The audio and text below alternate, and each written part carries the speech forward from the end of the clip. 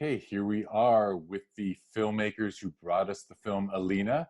Alina is a multi-award winning film that's an official selection at the Sherman Oaks Film Festival this year.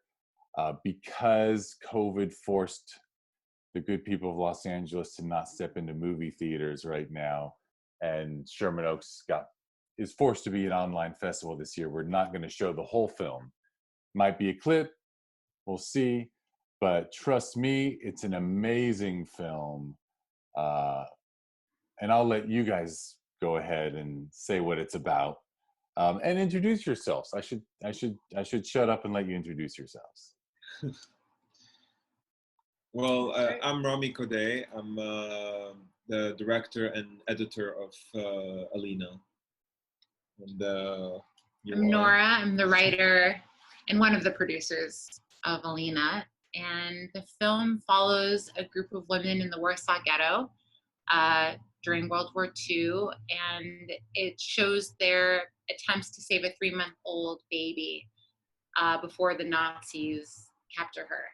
And it was really about the Nazis separating children from their parents, which is a real event, and the heroic efforts of regular people, many of them who were women, who tried to save children in that circumstance. Yeah, and I would bet at that point, most of the men in the ghetto had already been removed and or killed, right? Yeah, and it became easier, we're gonna do a deep dive, but it became easier for women to find ways to navigate in and out of the ghetto when possible. It was very difficult, obviously, but the Nazis were able to identify Jewish men more quickly than women. So, yeah, we'll leave it at that. It sounds like, so as the writer, did you research and did you decide you wanted to write a film such as this, or were you doing some reading and saw something that would make a wonderful film? It's a combo. It goes back to when you thought of it. It goes back to early 2016. I think. Mm-hmm. Yeah, somewhere around there. Yeah. Yeah, I was doing some reading about regular people who did kind of who kind of restore our faith in humanity when we read about them, you know. So that's kind of how I stumbled across it. It was during the 2016 elections, and everything was obviously very tense, as it is now. And so I was very captivated by the story, and it resonated with me. My mom is Jewish and escaped an anti-Semitic dictatorship in a very interesting way, even though she was like a statistics grad student and was 5'3" and kind of did things that were beyond what you would expect her capacity, or even I think she expected her capacity to be. So I think that resonated with both of us, just like regular people, in this case in the Holocaust and like humanity's darkest moment, how people can rise to the occasion unexpectedly, just the capacity for human beings to do that. So once, I talked to Rami about the story, then we started doing research and reading more, and we had the great fortune, the Holocaust Museum in LA was very supportive and connected us with the Holocaust survivor, who I think now is probably 98 or 99 years old by now. Yeah. But he was close in age to the characters in our film, and was able to kind of also humanize just by sitting and talking to him like one-on-one rather than a book or a documentary. Gave us kind of insight into what people felt, how they were feeling in that time. And of course, it's inspiring. Yeah, well, yeah, we're just going to cut loose. Like, I mean, just like in many other stories of the Holocaust, there's non-Jews who are helpful, which I think is very important to mention, it was important for you to include, I would think. Yeah, it's well, the main character, she's Catholic, and the rest of the group, if we want to call them like a gang of women, basically, the rest of them are like Jewish, and she's someone who was working with them closely, and she's basically a smuggler who's able to go in from Warsaw to the Warsaw Ghetto, bringing in like minimum medication, vaccines. food, and like if we were to explore that in a bigger, in a longer version, let's say, that might be shown as part of their struggle and lifestyle in that period of time, because it's supposed to be taken place in 41 or 42. 42. The story, Yeah. yeah. And it's like the fourth, the third or the fourth year of war. So after several years of war, people get used to that, and it becomes their obvious hypotheses that you have to exist in and react to, and not just sit at home and cry dramatically. Which is also understandable. Yeah. But you can't do that 24 hours a day. Some people actually stay proactive to stay sane. Absolutely. Like literally to keep their sanity. And the collaboration, between Catholics and Jewish women, it was very interesting to us, because it was interesting to see there's a privilege, as Rami mentioned, there's a privilege of Alina's character to be able to kind of move around. Yeah.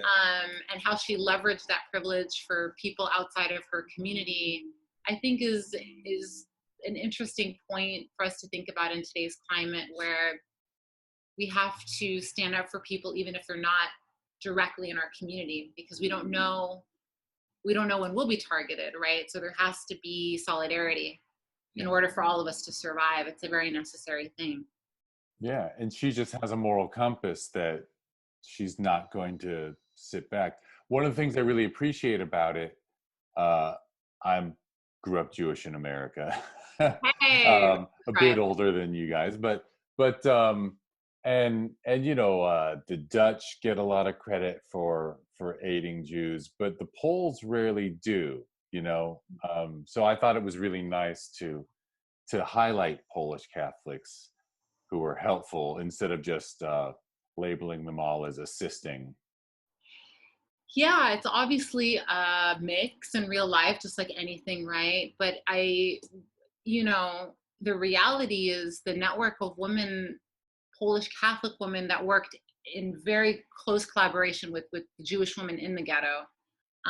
They saved thousands of kids together, you know, more than Oscar Schindler's efforts. Like it's remarkable if you really think about those 2,500 children and their offspring. You know, it's remarkable. It's remarkable in those circumstances that people were able to do something, even though they felt that they didn't do enough, because obviously so many people did not make it, didn't survive. So, yeah.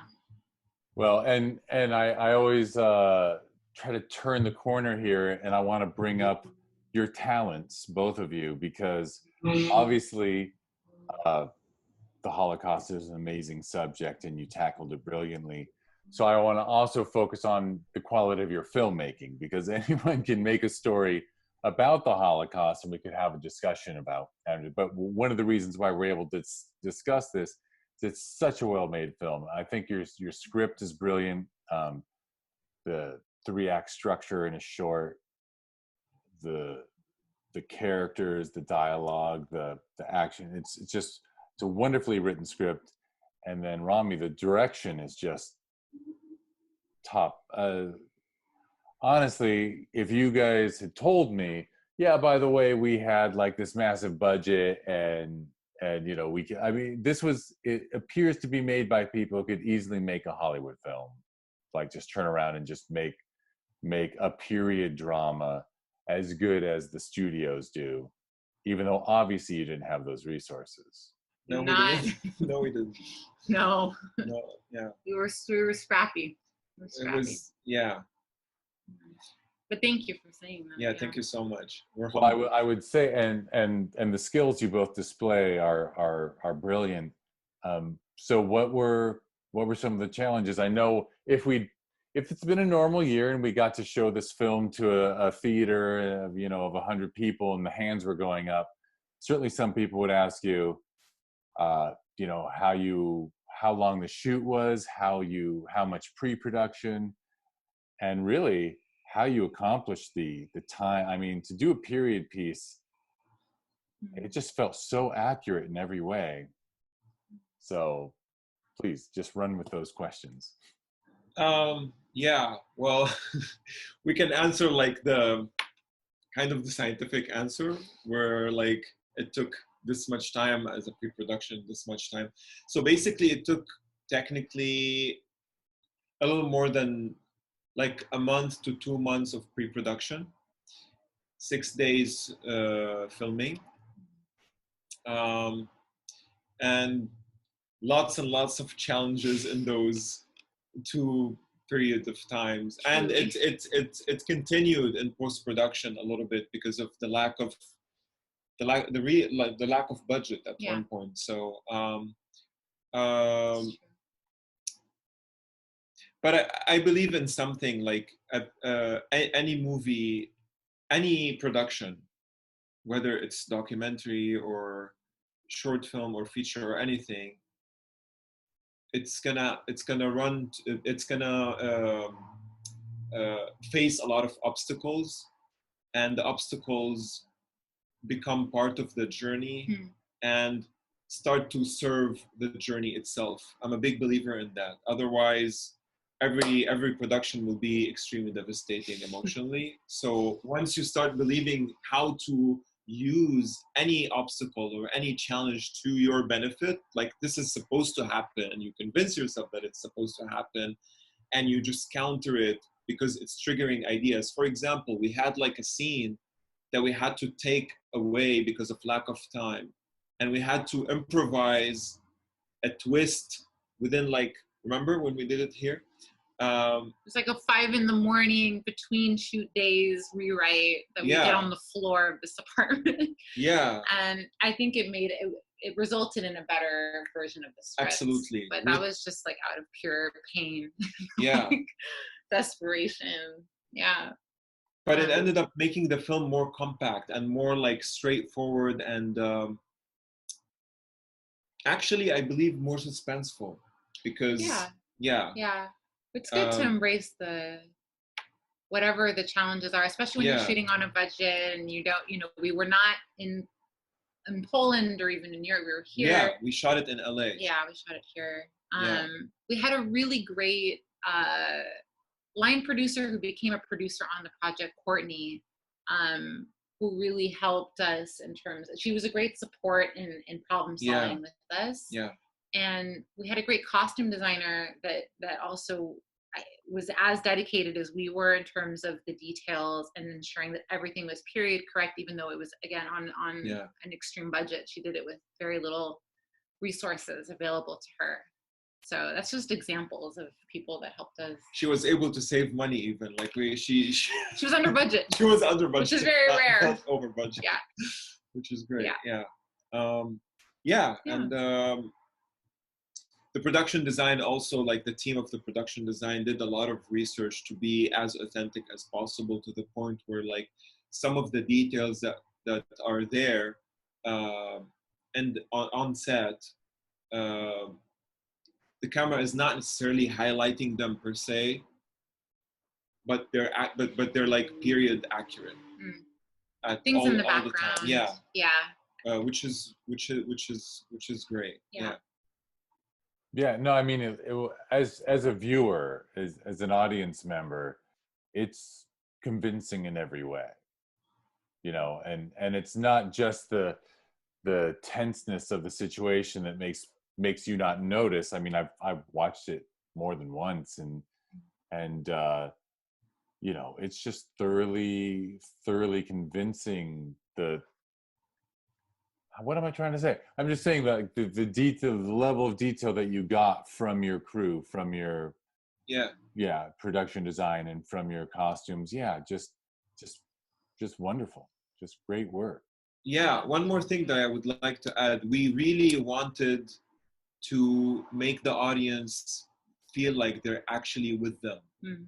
And that was something that was, as we were thinking, like in terms of script, and later on in terms of like designing the film, and when it comes to the camera work, we really wanted, and the sound work, definitely.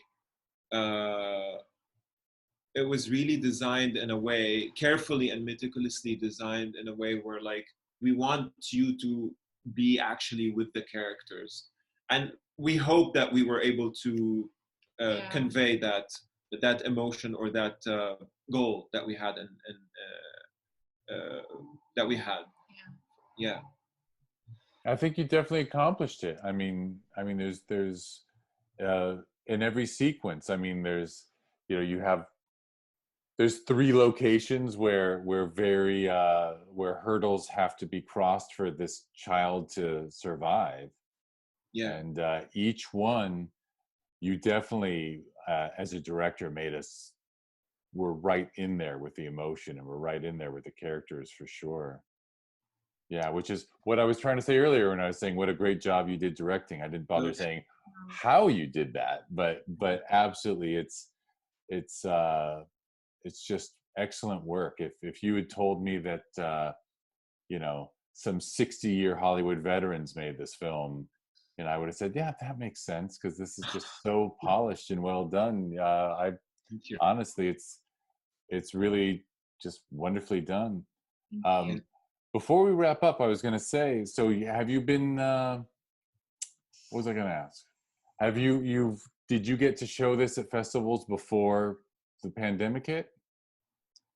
Barely, but we did. Yeah, we did. Yeah. We premiered at Cambridge. Yeah. We premiered in the UK. We weren't there for it, but we premiered there before COVID hit, to a big audience. I mean, like by all, you know, by documentation, I'm just seeing photos and stuff. It was like a bigger theater, yeah. and we screened it here for cast and crew, and for like part of a Polish festival for Corona, which was actually really moving, because they had a different connection to the material than we had. I mean, it was just a Polish audience that was here that saw it in Santa Monica, and that was I was really happy that we got to experience that before Corona, and just to see how they felt about it, how they responded to it. That was a nice screening, but most of it has just been.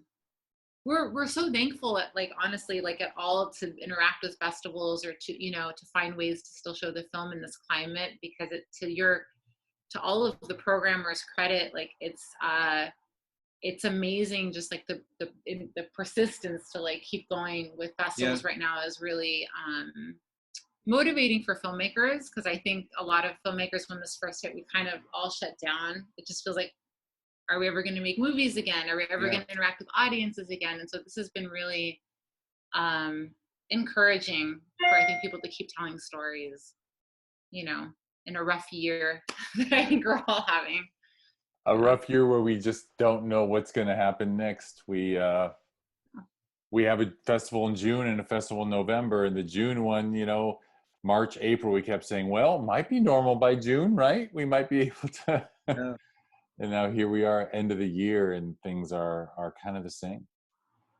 Well, I wish we could go longer, but thank you so much for submitting the film. Thank you. And I believe, Nora, you have roots in Sherman Oaks? I do. I grew up in the Valley. I was telling Rami I should take you to, you should see, like, I'm attached to the Gelsons in Sherman Oaks. Like, so much of my childhood is wrapped up in that bakery. Absolutely. We're, well, you know, we normally rent the Whitefire, so you probably know where the Whitefire is. And I love Sherman Oaks. It's like a real big chunk of my mom worked there my whole childhood. So after school, like, it's just a big part of my growing up. We were like, should we move there? We were literally thinking, we live in Los Feliz. We were like, should we just move to Sherman Oaks so we can feel like there's something very, it's home. It feels like home. It feels like home. Los Feliz is a little cooler though. So I get the decision. All right. Well, before we go, are there any collaborators you'd like to mention, or? There's so many of It's a them. tough one. I know, and it's a long. Yeah, I'll give you another filmmaker earlier today said to me, he said, well, really everyone in the credits was invaluable. I think Yeah, that's true. that applies to us the same way. Yeah, everyone played exactly the right role at the right time, and in the production of this film, seriously, and the post production. Yeah. Yeah, it's impossible to narrow down. Thank you again, and I just want to say I'll light a little mental candle for the future of this film, that Thank you. it reaches great heights, and congratulations on just wonderful work. Thank And you. I hope it's I don't know if I didn't ask if you've made other films collaborated together on them, but I hope it keeps moving forward, because there's a lot of talent in that little screen on my laptop. Thank you. Thank you. That's very nice so of you much. to say. Thank you. Thank you. All right, well, you have a lovely evening. It was nice to talk to you. You too. You too. Take care. Thanks.